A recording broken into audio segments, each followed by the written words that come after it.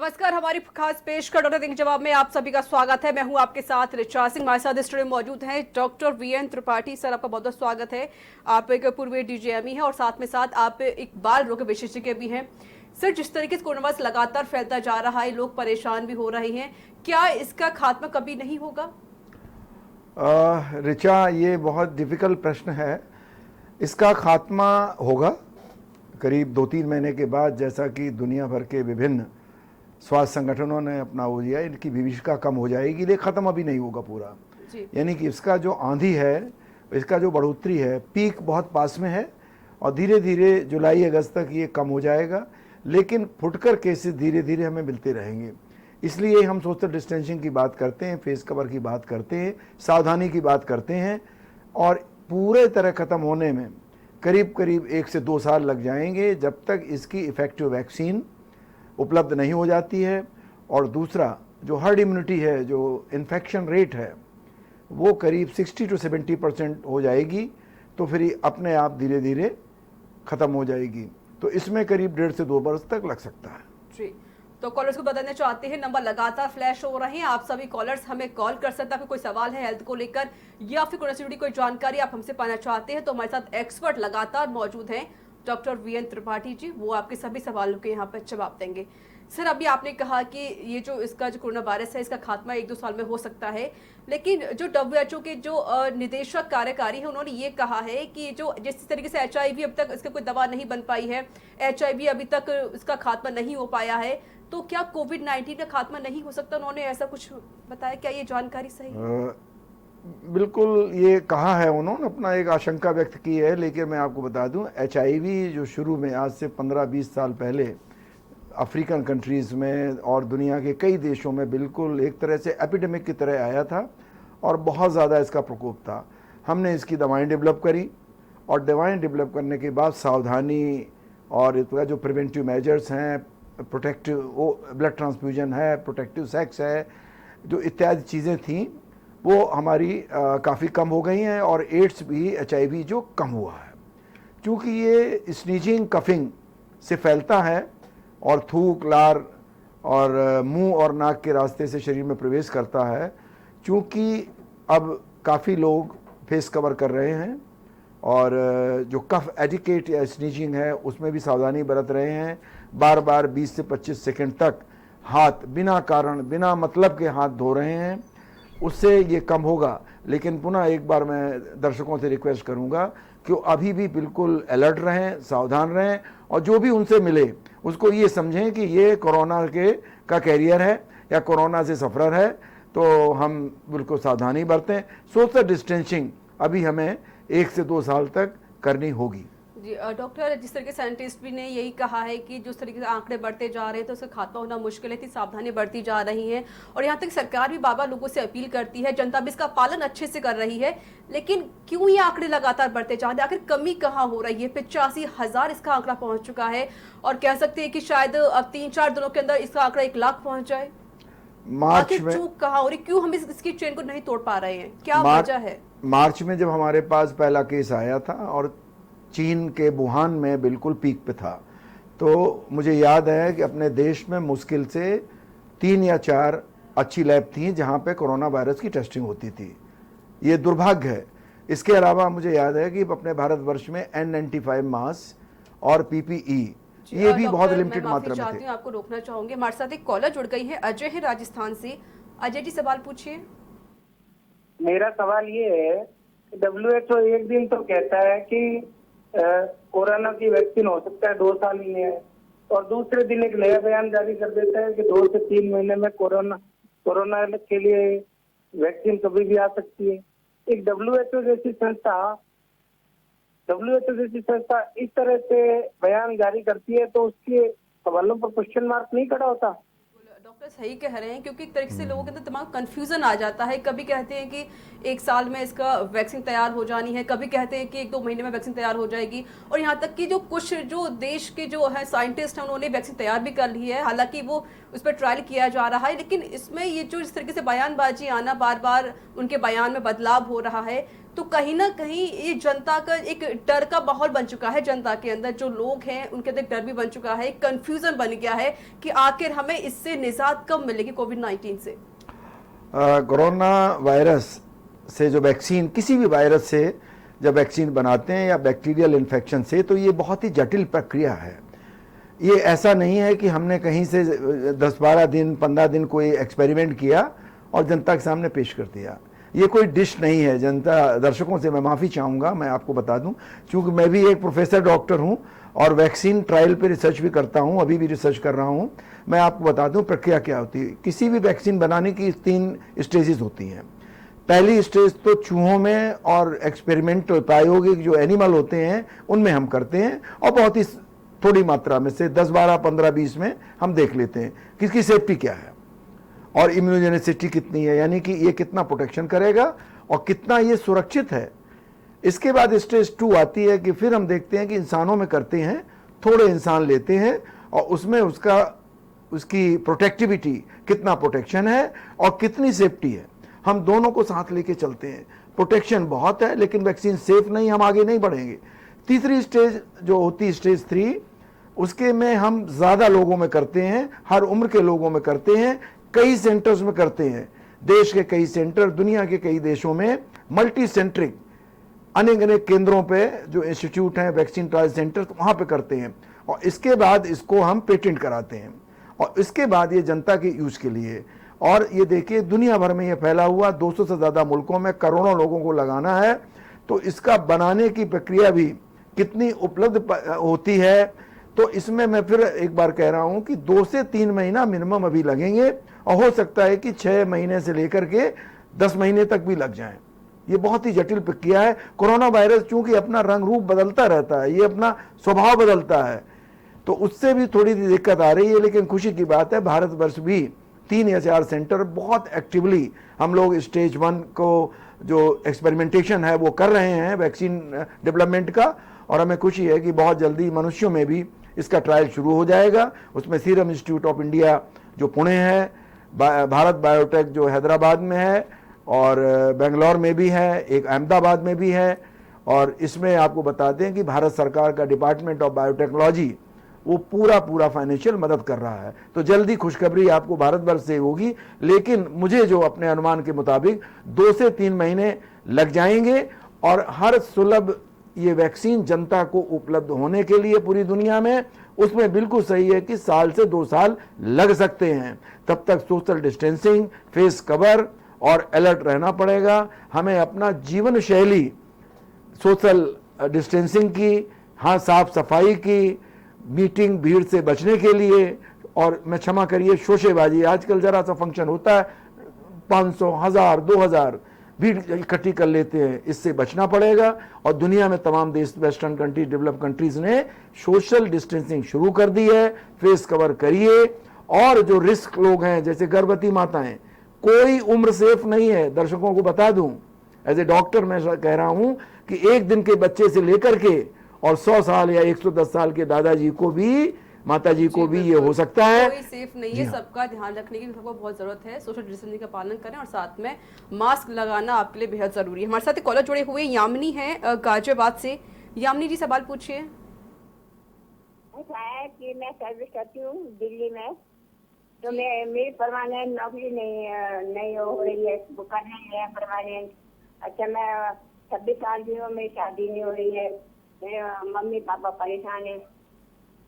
यामिनी जी कोई सवाल है हेल्थ को लेकर तो आप हेल्थ को से कोई सवाल पूछ सकती हैं। तो आपका बहुत बहुत शुक्रिया फोन करने के लिए। हमारे साथ एक कॉलर जुड़े हुए हैं, गगन है देहरादून से। गगन जी सवाल पूछिए। मेरे पैरों में ना झंझनाहट बहुत रहती है। जी, डॉक्टर, पैरों में काफी झंझनाहट रहती है तो क्या कर सकते हैं? पैरों में झुंझुनाहट है? हाँ जी। और पैरों में खुजली भी है? नहीं, खुजली नहीं है, वो झंझनाहट बहुत रहती है। हाँ, आपकी उम्र लगभग कितनी है? 70 साल। हाँ हाँ, आपको जो झुंझुनाहट है इसके लिए ये है, आप डायबिटीज या ब्लड प्रेशर बढ़ा हुआ तो नहीं है आपका? आपको डायबिटीज तो नहीं है मैडम? हेलो, हमें अपने डिस्टेंस जाते हैं ना ओनजीसी की, तो जाया नहीं जा रहा, 3 महीने हो गए। इनको क्या डायबिटीज है कि नहीं, बताया ना? मैम आपको डायबिटीज तो नहीं है? क्या शुगर? हाँ जी। हाँ वो है मुझे, हाँ हाँ लेकिन उसकी दवाई चल रही है। हाँ हाँ मैडम, ऐसा है कि जब डायबिटीज़ होती है तो केवल दवाई से काम नहीं चलता। उसके लिए आपको डाइट, जैसा डॉक्टर ने बताया है, इसके अलावा रोज़ करीब 30 से 45 मिनट चलना, घर में, बरामदे में, आंगन में, छत में, जहाँ भी आपको लगे, 15 मिनट योगा, और दवाई खानी पड़ेगी। लगता है आपकी जो नसें हैं, जो नर्व हैं, उनमें अफेक्शन हो रहा है। डायबिटीज़ में धीरे धीरे टारगेट ऑर्गन्स होते हैं, जैसे किडनी है, आँख, रेटिना है, आँखें हैं, ब्रेन है, हार्ट है, इन अंगों में असर होता है। आपकी जो नसें हैं, जिनको नर्व कहते हैं हम लोग, हो सकता है आपको न्यूराइटिस की शुरुआत हो। तो कृपा करके दूरभाष से आपके जो डॉक्टर डायबिटीज़ के हैं उनसे आप बात कर लें, और सरकारी अस्पताल में जाके डायबिटीज़ के एक्सपर्ट से मिलें, अपनी ब्लड शुगर चेक करती रहें। इसके अलावा योग, मेडिटेशन, एक्सरसाइज जैसे कि वॉकिंग, और अपनी जो दवाई खाती है उनका नियमित प्रयोग करें। वैसे आप तुरंत लाभ के लिए गरी के तेल में कपूर, जो कोकोनट ऑयल होता है, उसमें कपूर मिला करके थोड़ा सा अप्लाई कर लें और हल्का सा जेंटल मसाज कर लें, योगा करें, स्ट्रेचिंग करें, आराम मिलेगा। लेकिन डायबिटीज़ के डॉक्टर को दिखा के अपनी डायबिटीज़ कंट्रोल रखें। जी, तो कॉलर्स को बता देना चाहते हैं, नंबर लगातार फ्लैश हो रहा है, आप सभी कॉलर्स हमें कॉल कर सकते हैं। हमारे साथ डॉक्टर भी लगातार मौजूद रहेंगे, लेकिन वक्त एक छोटे से ब्रेक का हो चला है। ब्रेक के बाद हम जल्द हाजिर होंगे।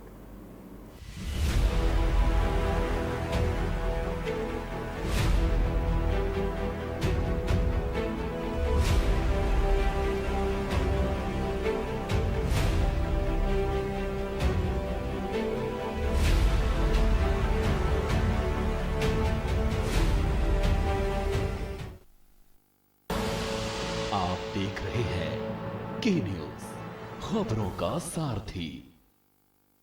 खुदी को आजमाया है तो ये अंदाज आया है, खुदी को आजमाया है तो ये अंदाज आया है। तुम में भी मैं हूं, शुद्ध प्लस पान मसाला।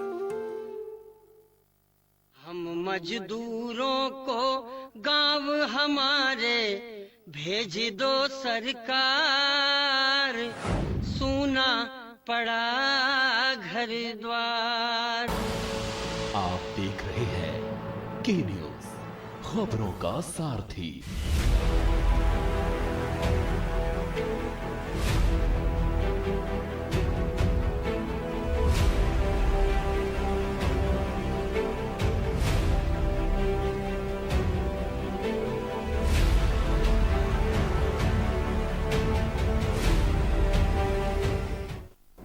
ब्रेक के बाद स्वागत है एक बार फिर से आप सभी का। तो नंबर लगातार फ्लैश हो रही हैं, आप सभी कॉलर्स हमें कॉल कर सकते हैं। अगर आपको कोई सवाल है हेल्थ को लेकर, तो हमारे साथ एक्सपर्ट लगातार मौजूद है, वो आपके सभी सवालों के जवाब देंगे। सर, जिस तरीके से अभी तक वैक्सीन भी नहीं आ पाई है, लोग परेशान भी हो रहे हैं, हालांकि लोग पालन कर रहे हैं, जो सरकार ने जो उनको गाइडलाइन दी है उसका पालन भी किया जा रहा है। अगर हमें इम्यूनिटी बढ़ानी हो तो इसके लिए हम क्या कुछ उपयोग कर सकते हैं? इसके लिए हम क्या खाना खाएं, कि इसके लिए हम क्या पिएं? हाँ, इसमें आप 5 इम्पॉर्टेंट स्टेप्स हैं, वो हर व्यक्ति को करना चाहिए जो भी है। नंबर 1, अपनी जीवन शैली, लाइफ स्टाइल, लिविंग स्टैंडर्ड। जैसे कि हमने दुर्भाग्यवश पश्चिम जगत की या वेस्टर्न स्टाइल की अपनी लाइफ स्टाइल कर ली है, चाहे आहार हो, खाने की चीज़ें हो, चाहे खेलकूद एक्सरसाइज हो, चाहे हमें सोचना हो, जैसे कहते हैं कि विचार, और चाहे हमें सोशल जो हमारा व्यवहार था समाज में, ये चारों हमने वेस्टर्न वर्ल्ड से लिए।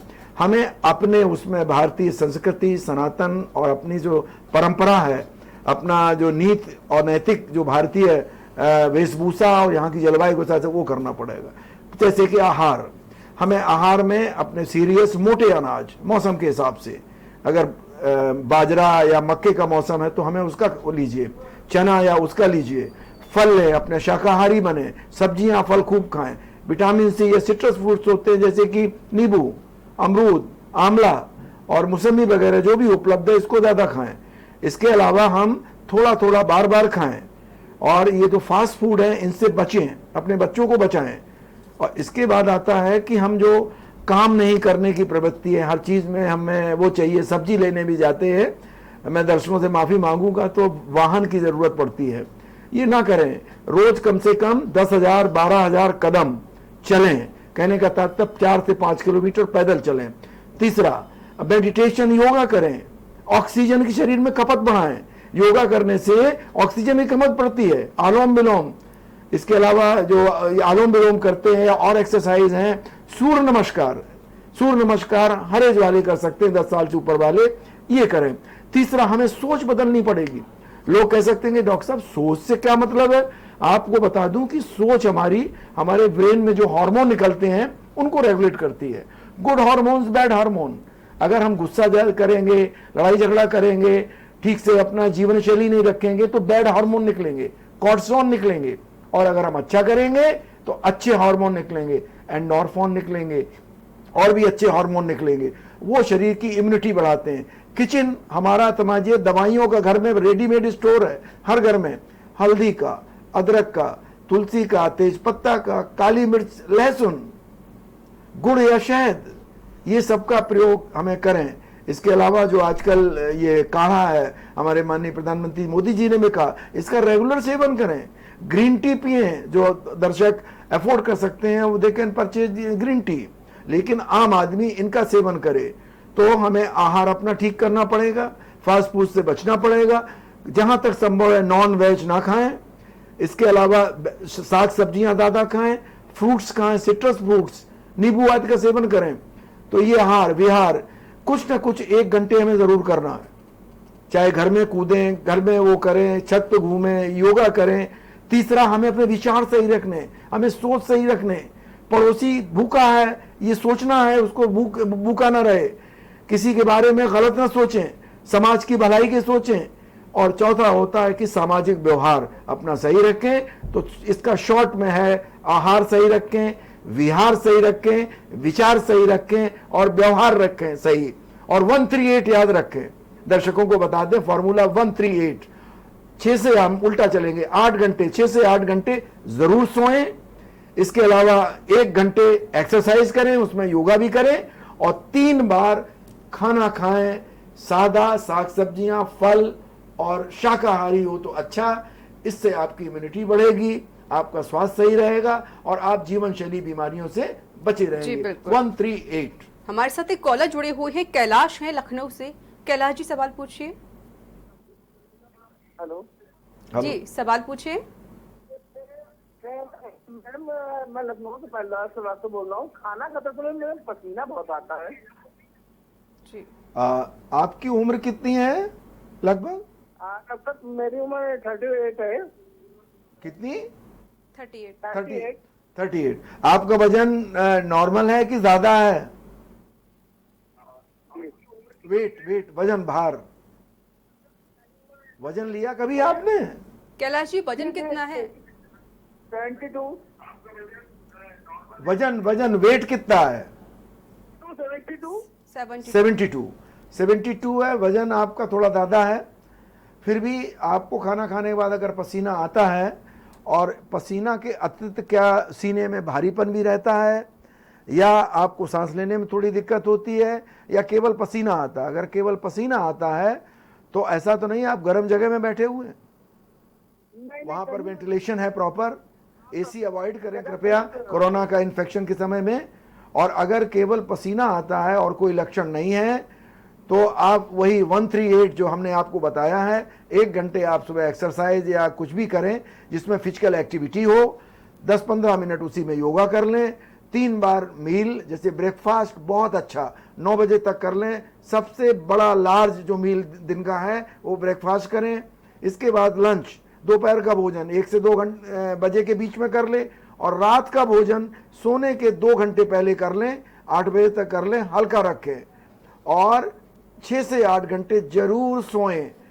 अगर आपको नींद प्रॉपर नहीं आएगी तो पसीना आएगा और आपकी इम्यूनिटी कम हो जाएगी, और जब इम्यूनिटी कम हो जाती है तो तरह तरह की बीमारियां, चाहे लाइफस्टाइल बीमारियां हो, चाहे डायबिटीज हो, चाहे ब्लड प्रेशर हो, या कोरोना वायरस या और कोई इन्फेक्शन, वो ज्यादा होता है।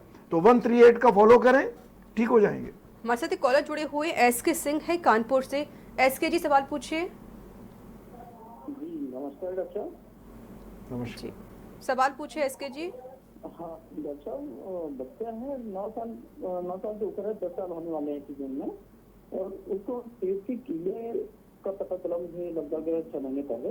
तब से उसको बैंडी प्लस लगभग 4 बार देखते हैं, और अभी भी जो कीड़े निकल आते हैं, और वेट 25 kg रह गया, और रात में सोते समय दांत पिटाता था।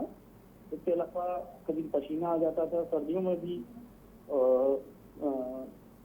दुबला बदला सा लगता है।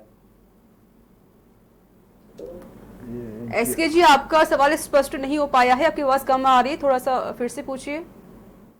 हाँ, ये कह रहे हैं हम, हमारा बेटा है, लगभग 10 साल की एज होने वाली है, और 25 kg वेट है उसका। जी, एसके जी पहले टीवी का वॉल्यूम कम करिए।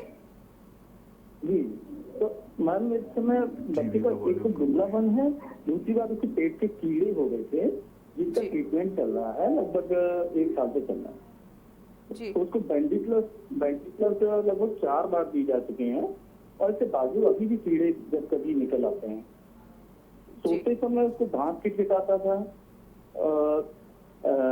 मुंह से स्मेल भी आती, और वेट कम है, ये प्रॉब्लम जी है। डॉक्टर, बच्चे के कभी-कभी- पेट में कीड़े हो रहे हैं, और बाकी के उनके जो बच्चे के मुंह में स्मेल भी आ रही है, उनको ये प्रॉब्लम है। स्पास्टिस जी जी, यही बता रहे हैं ना बच्चा कितनी उम्र है बच्चे की, बच्चे की 9 से 10 साल की उम्र है। और वो चलता फिरता दौड़ता है कि नहीं? अरे बहुत डॉक्टर, एक्टिव बहुत है बच्चा, बस ये है कि उसका वेट कम प्रतीत हो रहा है, 25 kg वेट, दुबला पतला लगता है, और हाँ अस्थमेटिक बहुत रहता है। इस समय तो कोई प्रॉब्लम नहीं है, लेकिन वैसे अस्थमा इसको सर्दियों में बहुत ज्यादा हो जाता है, और अभी भी जैसे ज्यादा खेलता है तो सांस बहुत तेजी चलने लगती है।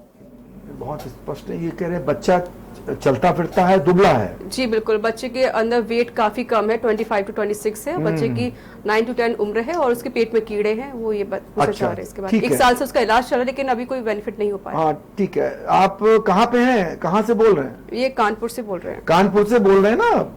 ठीक है, आप एक तो ऐसा करें, उसका सबसे पहले तो उसको कोई बुखार तो नहीं आता, खांसी तो नहीं आता, या और इस तरह कोई तकलीफ तो नहीं है? खांसी कभी नहीं आई डॉक्टर साहब, फीवर फील होता रहता है, बॉडी गर्म रहती है, लेकिन टाइफाइड का 2 बार ट्रीटमेंट ले चुके डॉक्टर, 3 बार। आप थर्मामीटर लेके उसका एक तो बुखार सुबह दोपहर रात नाप लें, और कागज बना के लिख लें कागज के ऊपर, जिससे एक पैटर्न पता लगे। इसके अलावा डाइट में इस बच्चे को, आप अगर वेजिटेरियन हैं तो उसमें दाल, गाढ़ी दाल, चना, गुड़, केला, इसके अलावा लड्डू, घी, मक्खन, ये घर की जो चीजें हैं, अपनी आर्थिक और सुविधा के हिसाब से आप इनको करें। बच्चे को दूध की चीजें भी दे सकते हैं, दही, पनीर, और इसको थोड़ा थोड़ा बार बार करके दें। अगर बच्चा फिजिकली बहुत एक्टिव है, दौड़ भाग खेल कूद में एक्टिव है, तो शारीरिक कमजोरी यानी कि देखने में दुबला लगता है, उस पर बहुत चिंतित ना हो। ठीक है ना? बच्चे चूंकि अपना एनर्जी बहुत खर्च करते हैं, और हमारा जो वेट है देखने में वो होता है रिजल्ट ऑफ कितना कैलोरीज हम लेते हैं और कितनी खर्च करते हैं।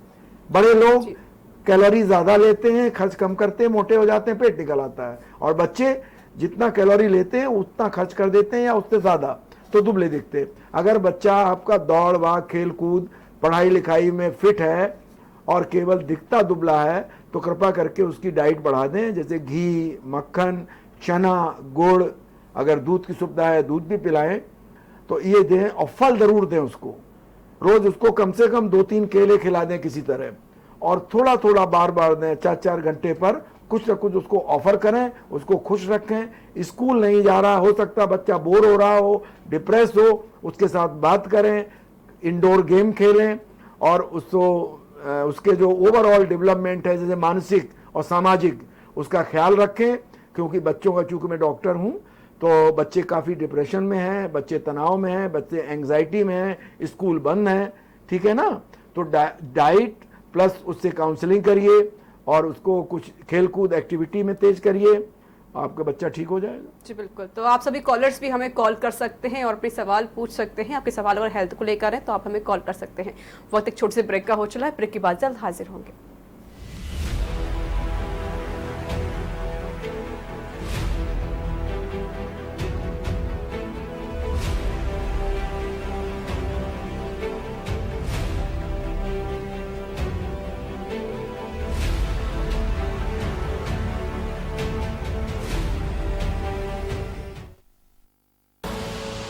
आप देख रहे हैं के न्यूज, खबरों का सारथी। घातक वायरस की सबसे तेज इंटरनेशनल अपडेट्स दिखाते हैं। कोरोना पर सबसे भरोसेमंद, संतुलित और संपूर्ण खबर बताते हैं। सत्य और तथ्य के साथ खबर, प्रयोग की प्रामाणिकता पर मोहर। लॉकडाउन में कोरोना पर नॉन स्टॉप कवरेज जारी है। TV9 भारतवर्ष, अब तो सब देख रहे हैं। Mount Litra Z School, Unnao, #1 in academics, #1 in sports, best teachers, best result, smart classroom, best transport facility, world class infrastructure के साथ Mount Litra Z School, Unnao। खुदी को आजमाया है तो ये अंदाज आया है, खुदी को आजमाया है तो ये अंदाज आया है। तुम में भी मैं हूं, शुद्ध प्लस पान मसाला। हम मजदूरों को गांव हमारे भेज दो सरकार, सूना पड़ा घर द्वार। आप देख रहे हैं के न्यूज, खबरों का सारथी।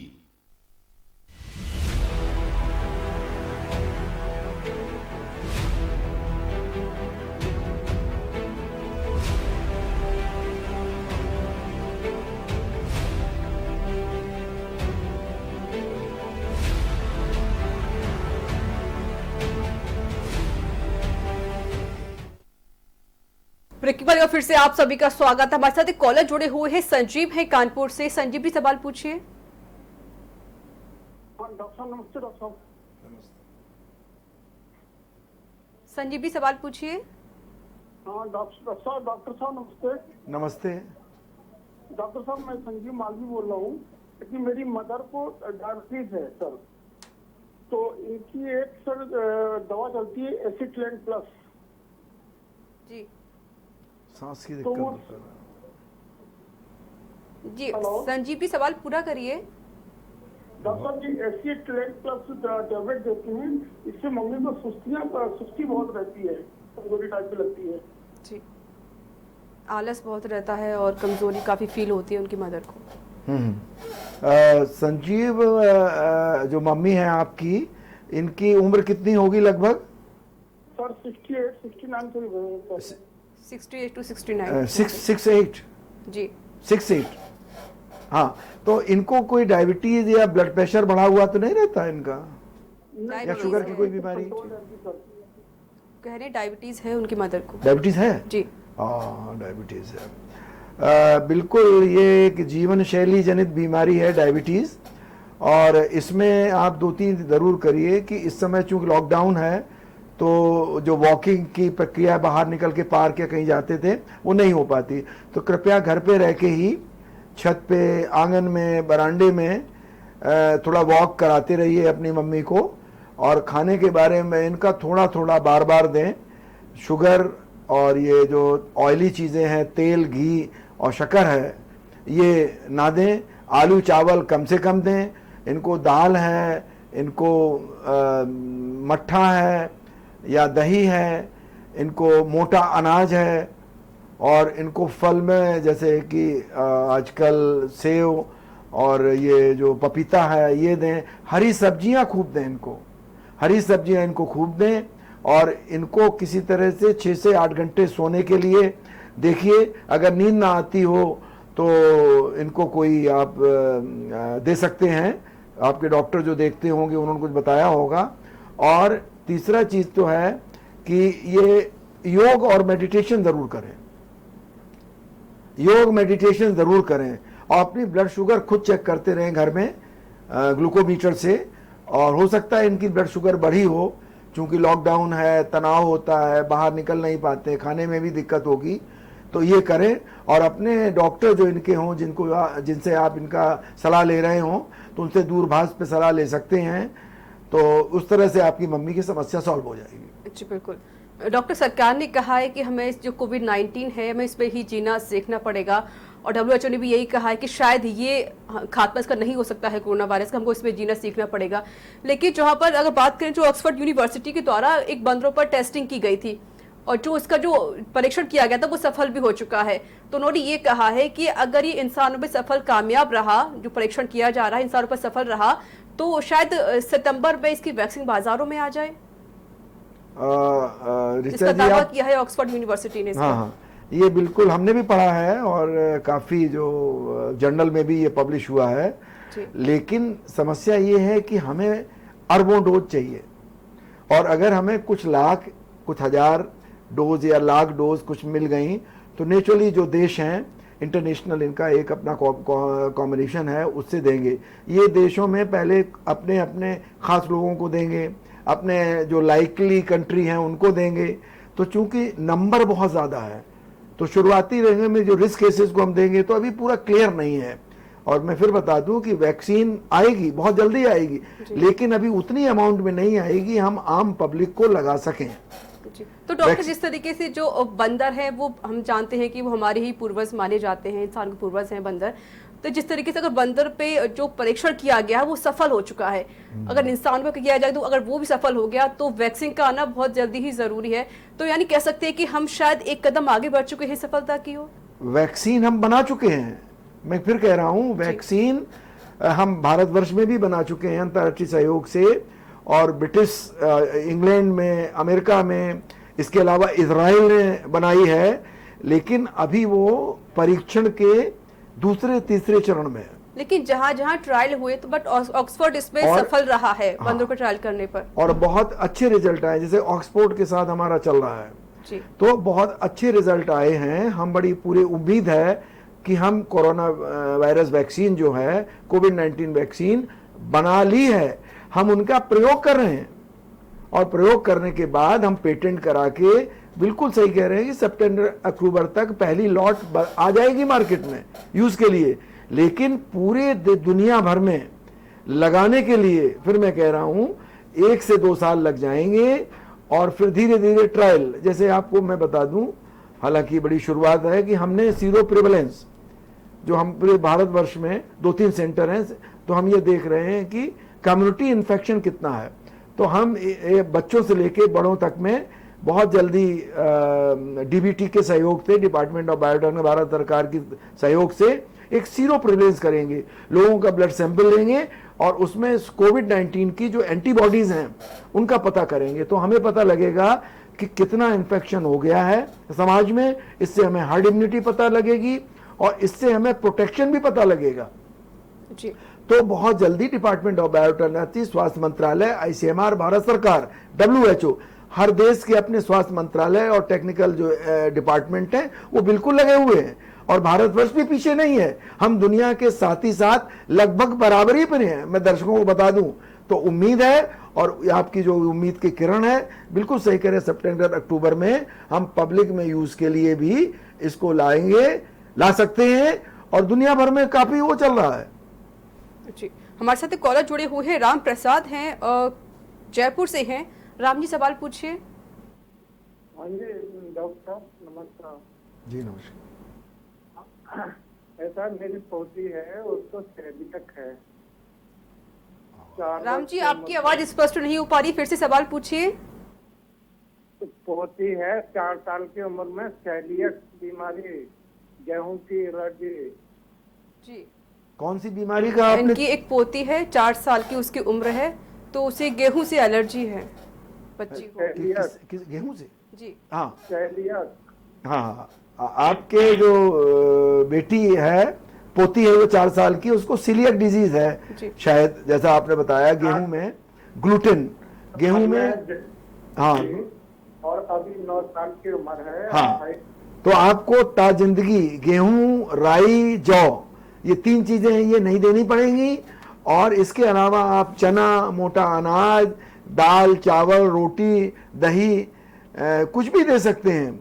लेकिन आपको गेहूं या गेहूं की बनी चीजें, और राई अपने यहाँ बहुत नहीं यूज होती है, कुछ प्रदेशों में जैसे मध्य प्रदेश या कहीं यूज होती है। तीसरा जौ, तो गेहूं, जौ और राई, ये 3 चीजें अवॉइड करिए। ताजिंदगी इसको आपको नहीं देनी होगी, क्योंकि ये पैदाइशी इसको एलर्जी है वीट की प्रोटीन से, उसको ग्लूटेन एंट्रोपैथी कहते हैं, या सीलियक डिजीज, और इसकी ग्रोथ ठीक है। ग्रोथ ठीक है बच्चे की? 28 किलो वजन है, 32 सेंटीमीटर हाइट है। 4 साल की उम्र है और वजन कितना है? 9 किलो? 28 किलो। अब 9 साल की है। 9 साल की 28 किलो उसके अंदर weight 9 होगा। किलो, हाँ ठीक है। 28-30 किलो बिल्कुल ठीक है। थोड़ा सा इनको आप चाहे तो अगर अंडा लेते हो तो अंडा दे दीजिए, चना दीजिए, दही दीजिए, मोटा अनाज दीजिए, फलों में केला दीजिए, ठीक है ना। और ज़रा एक्टिव रखिए बच्ची आपकी। केवल आपको परहेज करना पड़ेगा, गेहूं की आपको अवॉइड करना पड़ेगा, गेहूं के साथ जौ और राई, और बच्ची आपकी साथ जिंदगी इसको परहेज करना पड़ेगा, क्योंकि पैदाइशी व्हीट प्रोटीन ग्लूटेन से इसको एलर्जी है। आपको पैदाइशी है तो इसको जिंदगी भर इसका परहेजी गेहूं नहीं देना पड़ेगा, बच्ची सही रहेगी। जी, हमारे साथ एक कॉलर जुड़े हुए हैं, महेंद्र हैं पानीपत से। महेंद्र जी सवाल पूछिए। हेलो जी, सवाल पूछे महेंद्र जी। हाँ जी, डॉक्टर साहब से बात करने जी। जी हमारे साथ मौजूद है डॉक्टर, आप सवाल पूछें। महेंद्र जी सवाल पूछिए। नमस्कार जी। नमस्कार। मैं महेंद्र बोल रहा जी पानीपत से जी। मेरा बीपी आ गया ताजिया में और कोई बीमारी नहीं थी। महेंद्र जी सवाल स्पष्ट करें। मेरा बीपी हाई रहता है जी, उनका बीपी हाई रहता है। 170-80। आपकी उम्र कितनी? लगभग 65 साल है जी। कितना पता है? 65। हाँ, आपको ब्लड प्रेशर कब से बढ़ा हुआ है? आपका हाइपरटेंशन कब से है आपको? 65 साल उम्र है जी और 90 किलो वजन है जी। आप ब्लड प्रेशर के लिए दवाइयां नियमित रूप से खाते रहिए। नमक का सेवन ऊपर से बंद कर दीजिए, जैसे अचार, चटनी, मुरब्बा, पापड़, इनका सेवन यदा कदा कर सकते हैं। और खाने में जो नमक दाल सब्जी में पड़ता है वही खाइए। आप योग करिए, आलोम विलोम, कपाल भारती, सूर्य नमस्कार अगर कर सकते हैं वो करें, और रोज करीब 1 घंटे टहलिए। 45 मिनट से लेके 60 मिनट तक टहलिए, योग करिए, प्राणायाम करिए, और फिजिकल एक्सरसाइज थोड़ा ज़रूर कर लीजिए, तेज चलिए। और इसके अलावा डॉक्टर से बताई दवाइयाँ खाइए और 138 का पालन करिए। 1 घंटा पसीना, एक्सरसाइज, 3 बार खाना खाइए और नमक का परहेज करिए।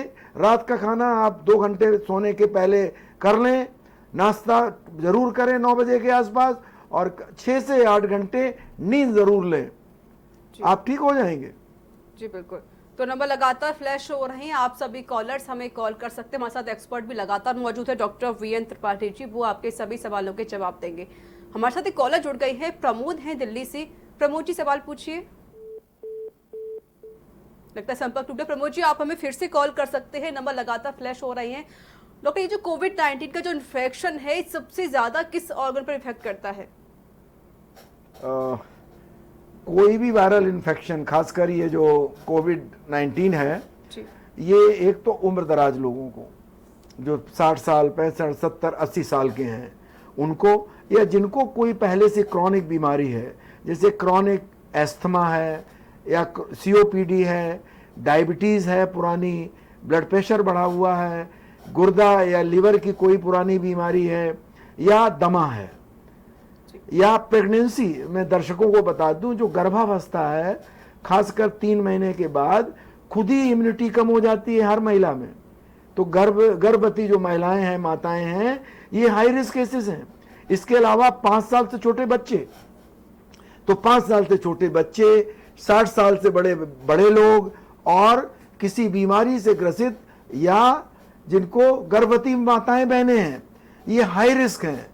और जैसा कि बार बार कहा जा रहा है कि सोशल डिस्टेंसिंग फॉलो करिए, फेस कवर करिए, मास्क ना भी हो घर में आप बना लीजिए, अंगोछा, तो अंगोछा, रुमाल, दुपट्टा, महिलाएं चुन्नी यूज करती हैं, फेस कवर करिए, चाहे किसी तरीके से करें, और साबुन से हाथ 20-25 सेकंड तक ढंग से धोइए।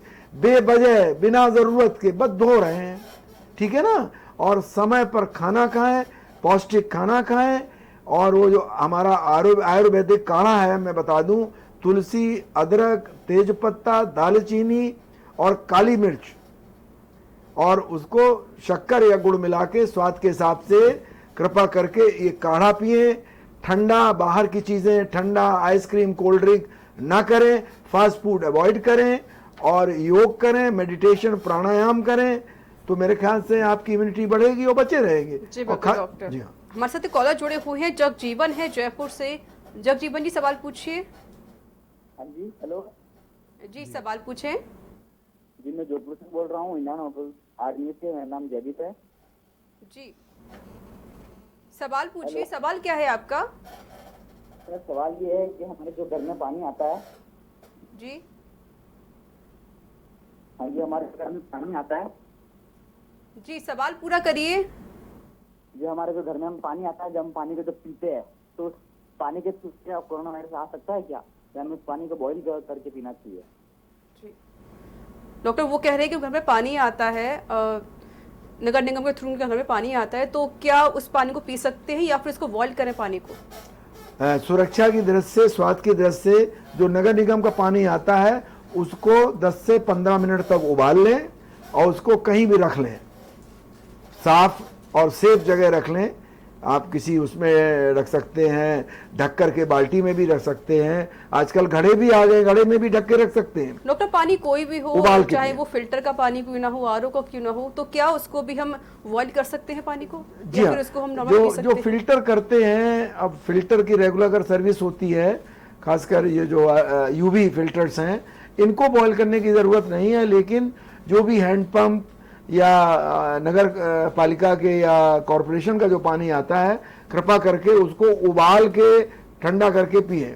I mean, और ऐसा पानी, इधर उधर का पानी अवॉइड करें और हाथ धोते रहें साबुन से, फेस कवर करते रहें और सोशल डिस्टेंसिंग रखें।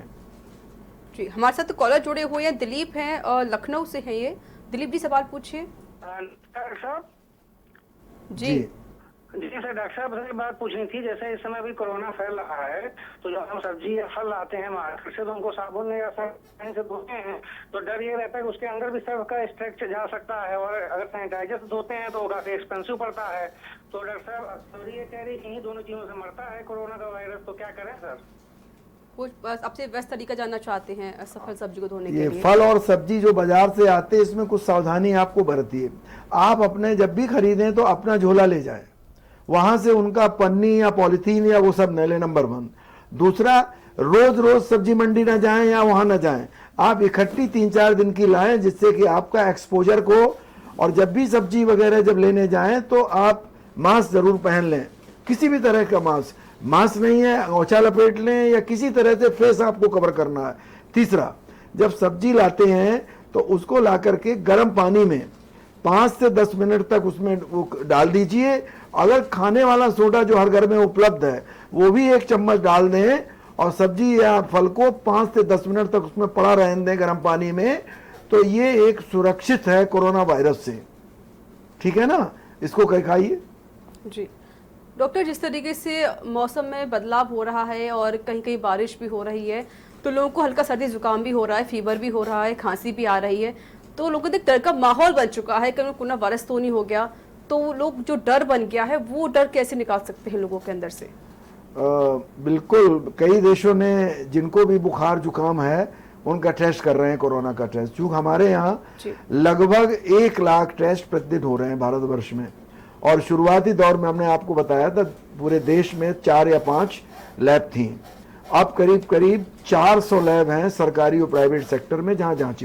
जब नेचुरली जब हम ज्यादा जांच करेंगे, ज्यादा लोगों को करेंगे और जो क्राइटेरिया है उसके हिसाब से करेंगे, या जिनको जुकाम बुखार है, जैसा कि अपने देश में भी ये डायरेक्शन आ गए हैं मेडिकल स्टोर वालों को कि जो भी जुकाम बुखार की दवा लेने आए तो कृपा करके उनका नंबर जरूर नोट कर लें, जिससे कि हेल्थ अथॉरिटी को बताया जा सके और उसमें से स्पोरेडिक फुटकर कुछ लोगों को कोरोना का टेस्ट कराया जा सके।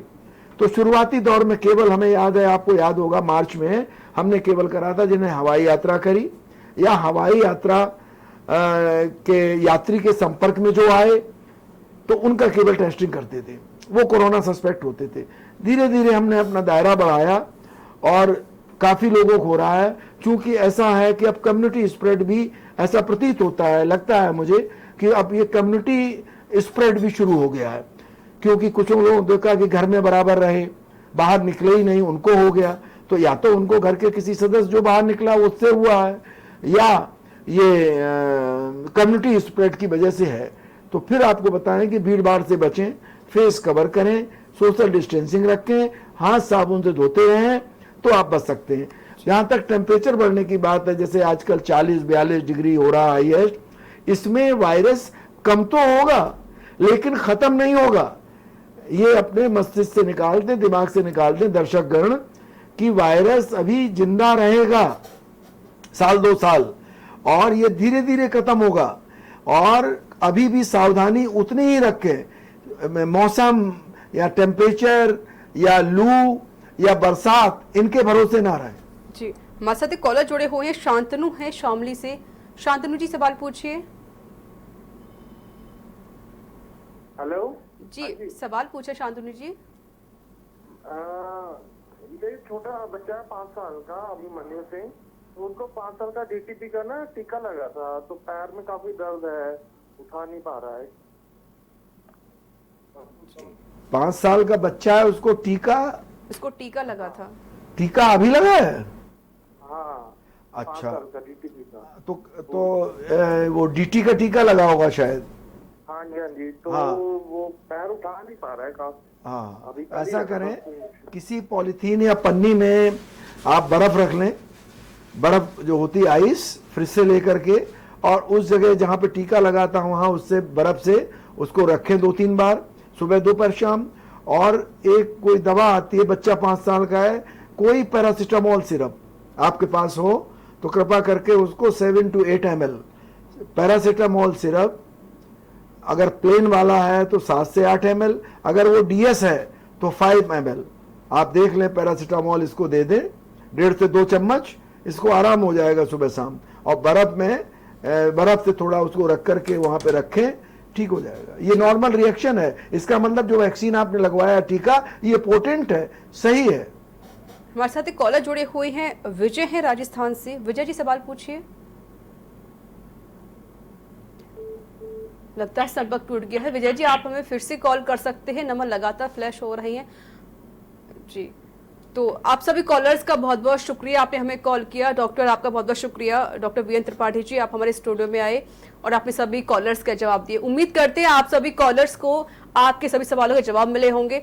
तो जिस तरीके से देखा जाए कि जो आंकड़ा है कोरोना वायरस का इंडिया में 85,000 के पार हो चुका है, लगातार आंकड़े बढ़ते जा रहे हैं, सरकार पूरी कोशिश भी कर रही है।